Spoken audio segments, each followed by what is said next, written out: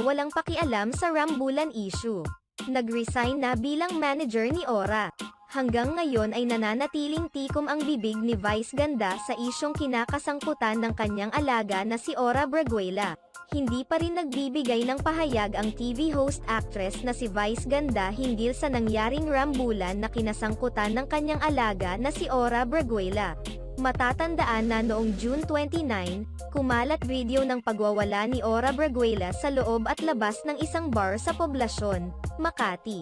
Agad namang rumispond ang mga otoridad sa nasabing insidente. May kumakalat pang video kung saan pilit na kumikawala si Ora sa mga pulis na may hawak sa kanya. Ayon sa mga naging pahayag ng mga kaibigan ni Ora, dinipensahan lamang umano sila ni Ora dahil binastos sila ng mga lalaki. Subalit, iba naman ang naging pahayag ng mga kalalakihan dahil wala naman umanong bastusan na naganap dahil ang